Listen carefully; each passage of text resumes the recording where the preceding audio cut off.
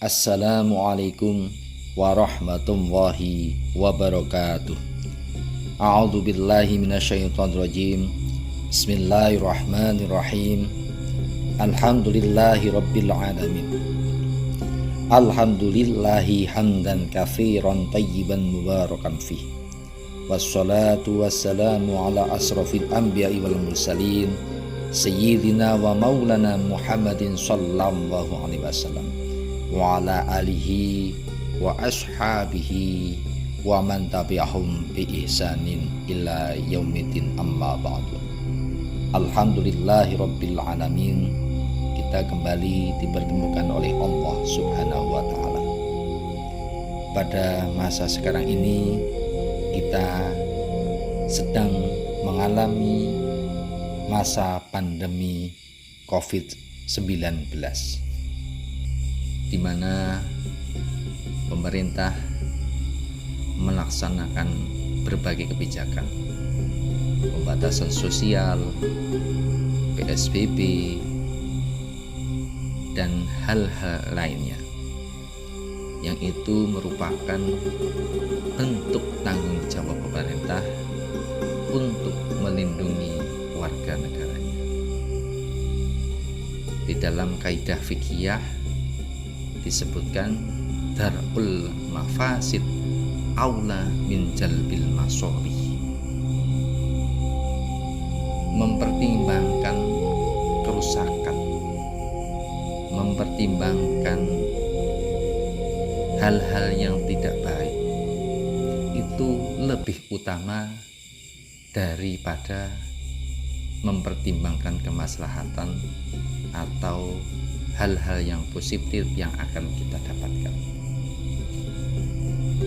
Begitu juga hal ini sesuai dengan maqasidus syar'i, yang salah satunya adalah hifdzun nafas. Kebijakan-kebijakan yang dilakukan oleh pemerintah tentunya tidak lain untuk menjaga nyawa seseorang, bahwa nyawa itu sangat berharga. Salah satu bentuk ikhtiar atau usahanya adalah kita menjaga kesehatan. Maka berbagai kebijakan social distance, pembatasan sosial, kemudian pembatasan bepergian, PSBB dan sebagainya, kebijakan-kebijakan yang dilaksanakan dari tingkat RT sampai tingkat pusat tidak lain untuk menjaga keselamatan warga bangsa.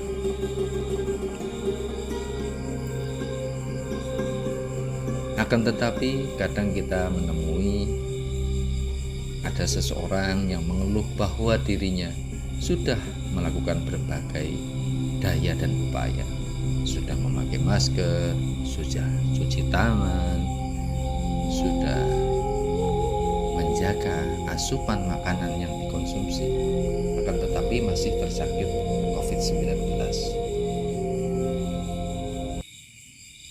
Hal tersebut tentunya harus kita sadar bahwa apa yang kita lakukan ini adalah sebagai bentuk usaha dohir, kewajiban sebagai umat manusia, yaitu secara syariat melaksanakan berbagai usaha, daya, upaya maupun rencana-rencana yang lain. Akan tetapi sezukyanya setelah kita melakukan segala upaya yang kita usahakan di dunia ini, kemudian kita juga harus kembali kan semuanya kepada Allah Subhanahu wa ta'ala.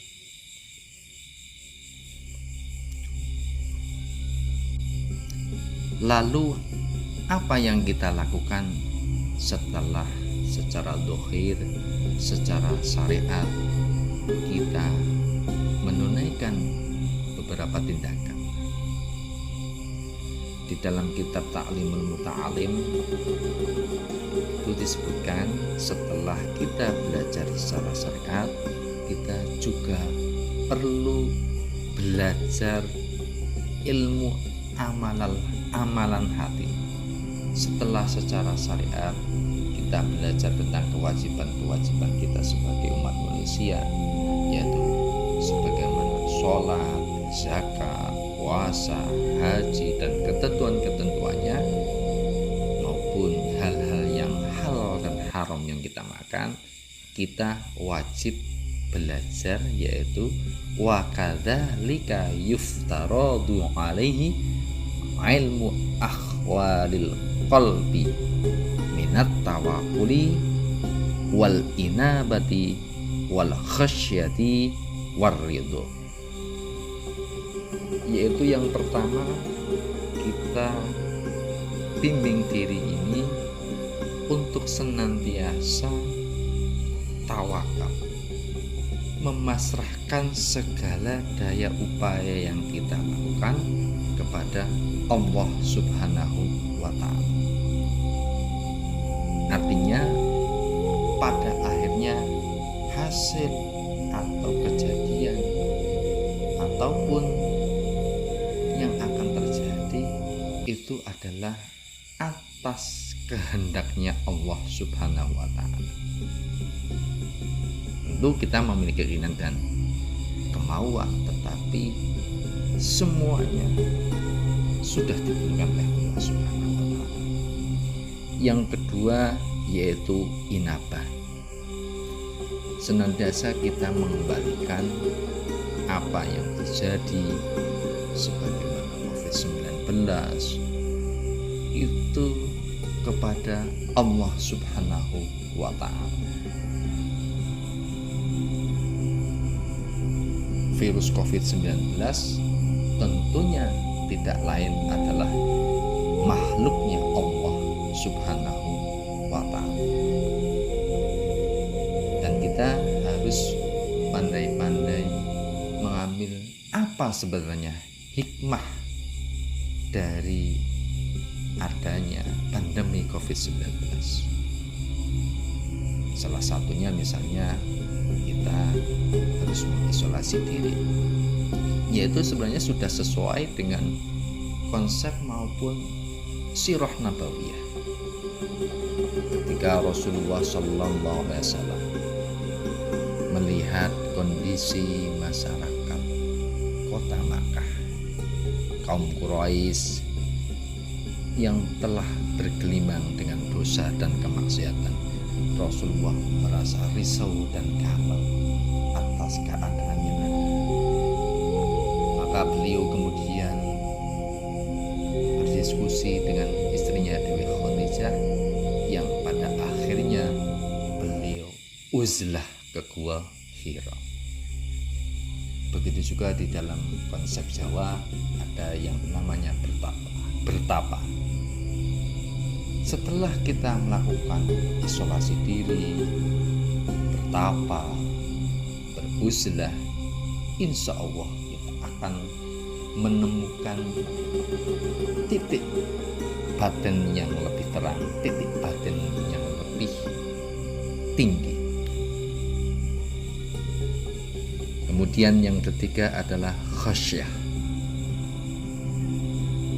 Kita sebagai hamba dari Allah Subhanahu wa Ta'ala tentunya harus sadar bahwa diri kita tidak memiliki kekuatan dan kekuasaan. Hanya Allah lah semata yang memiliki kekuatan dan kekuasaan di alam jagat raya ini, dari bumi, langit, dan di antara bumi dan langit seisinya, itu merupakan kekuasaan Allah Subhanahu wa Ta'ala. Dari hal tersebut kita harus sadar bahwa kita tidak akan tahu apa yang akan terjadi di kemudian hari, tetapi tetap sebagai manusia kita harus merencanakan dan berusaha berbuat yang terbaik untuk diri kita, keluarga, dan masyarakat seandainya kita mau. Yang terakhir, yang keempat, yaitu amalan hati, yaitu kita senantiasa ridho atas qada-qadarnya Allah Subhanahu wa ta'ala. Hal tersebut memang tidaklah mudah, karena memang amalan yang sangat berat adalah qani'an bima a'tahullah, menerima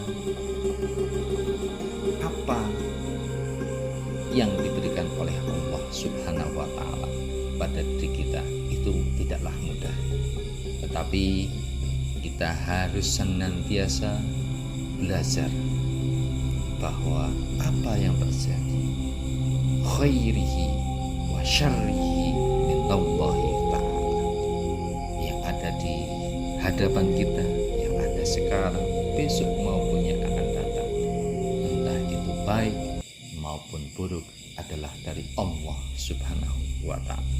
Semoga Allah senantiasa memberikan perlindungan, hidayah, inayah, rahmat dan ridhonya kepada kita semua. Assalamualaikum warahmatullahi wabarakatuh.